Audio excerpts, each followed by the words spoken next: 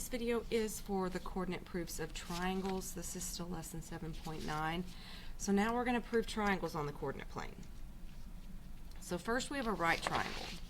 So they give me the coordinates, and to prove that the coordinates form a right triangle, we must prove that two sides have slopes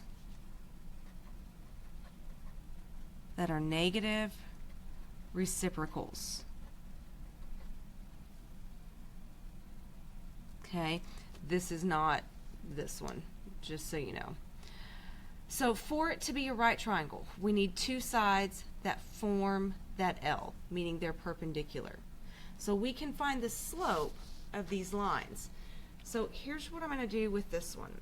Since we don't have a coordinate plane, we can use our calculators. Okay, we did this last year to find slope. So x and y, and let's just do a and b. So 5 and 3, x's go underneath the x, y's go underneath the y. And then we can do menu 4, 1, remember it's 3. Change the x list to x, the y list to y. And AB, here's our slope, 3.5. Here's what I need though. I need that slope, see if I can remember, menu 2, 2. I need it to be a fraction. Okay? So the slope of AB is 7 over 2. I can do BC. So these values here, that's point B. So let's just switch out the first two values for C, since I already had B in there. Now, my slope's a little gross here. Okay? So sometimes these are not nice and pretty. I know though, if they're going to be negative reciprocals, I flip the fraction on its head and I change the sign. So we know we've got this 0.2857. So what we can do, negative 2 over 7, and I can do menu 2, 1, and convert it to a decimal. Now we can kind of compare. So again, 7s do not like to convert to decimals, but we can see that the decimals are the same, and so that is the slope of that. All right, to prove that it's a right isosceles, same thing. We need two sides to be perpendicular.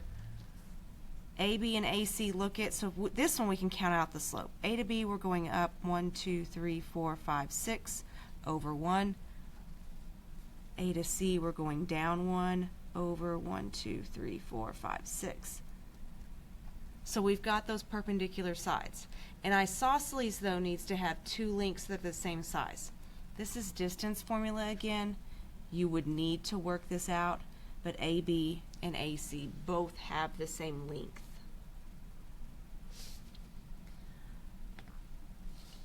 Okay, the next one is an isosceles. So an isosceles is just going to have two sides that are the same length. So we must prove that two sides have equal length. This would be distance formula again. If I wanted to find the length of AB,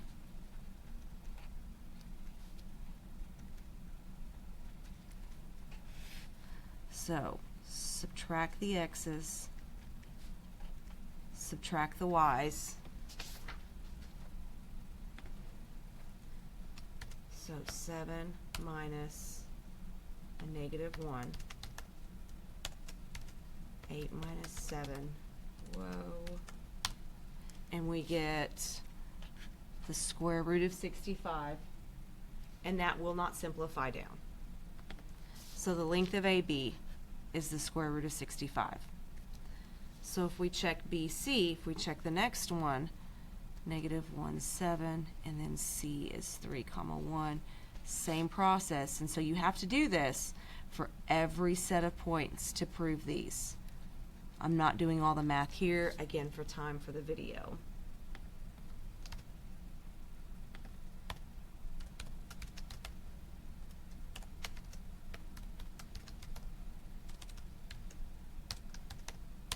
And so that one we get the square root of 52. So So this one, so those two sides don't measure the same. So that means this side, CA, has to be one of these two.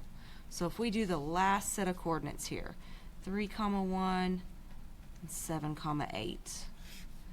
3 minus 7, 1 minus 8.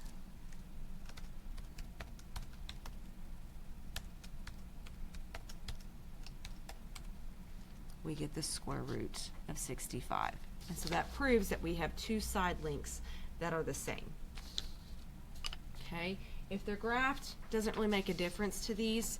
We just have to go through, you would have to do the distance formula for all three sides to find which two are the same. And so in this case, it's AB and AC. These two are the same. Again, for time, I'm not doing all the math on these. And then finally, scalene. So to prove that the coordinates form an isosceles, that should say scalene. I apologize. We must prove that all three sides have an equal length.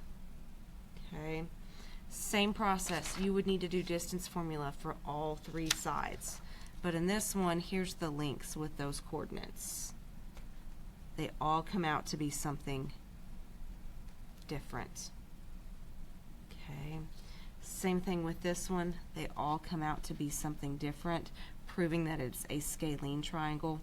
Sometimes you get lucky. You get these nice flat sides. 1, 2, 3, 4, 5, 6. Or you can just count. So that's it for this set of notes.